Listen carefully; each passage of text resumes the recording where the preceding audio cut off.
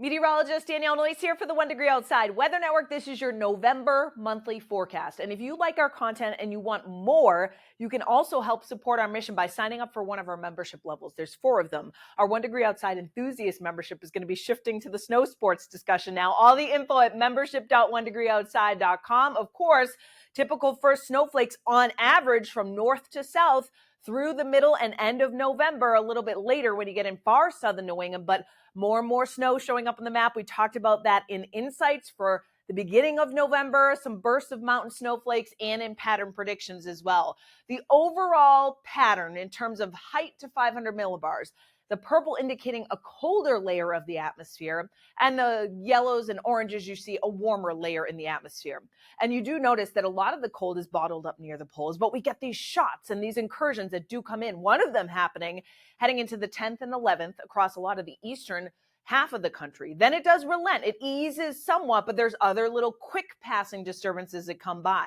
Towards the middle of the month, there will be some warmth that builds back in across the central and southern United States. Also some cold that dives into the Pacific Northwest and will lift from the northern plains up into eastern Canada.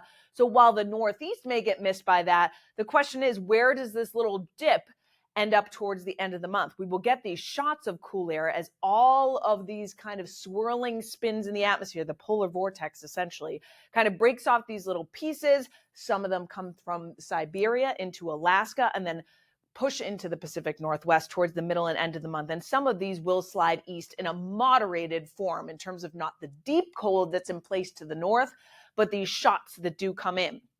When you combine that with the jet stream flow, it will mean some increased storminess, namely across the Pacific Northwest with a feed of moisture coming in, and that will result in more storminess out in that area. There will be some dips that come into the Northeast and the eastern seaboard, but they keep on moving, so it's fairly progressive in terms of the pattern overall. There will be more kind of troughiness and ridging that builds in towards the middle and end of the month. Typical when we see this November pattern, more clashes in the atmosphere, more battle zones occurring with the cold air coming in, and some of that will translate east across the country. But we are in a La Niña present pattern.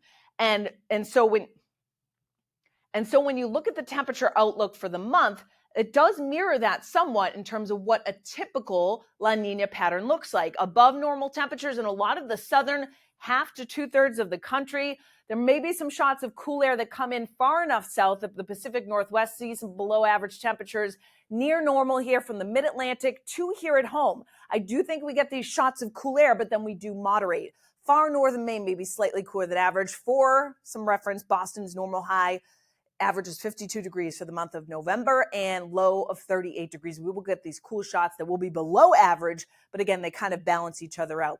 What does that mean in terms of precipitation? Well, with the jet stream dipping into the Pacific Northwest, we'll have much above average precipitation from Seattle, Portland down into Northern California. A lot of that precip falling in the first 2 weeks of the month. Second half of the month, there'll still be areas of that atmospheric river coming into the same spots.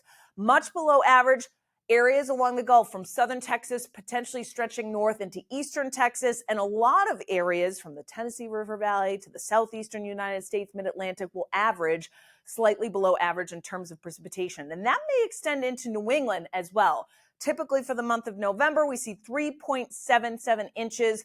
What's interesting is I do think a lot of the remainder of New England will be near average for November and perhaps even slightly above average for far northern New England with that storm track in place, quick moving progressive disturbances, but a decent amount of moisture and potentially some cold air coming in from time to time as well. So you can track it all, of course, in our app. We've got the videos, we've got the stream. It's free, thousands of 5-star reviews. Give it a download. Let us know what you think.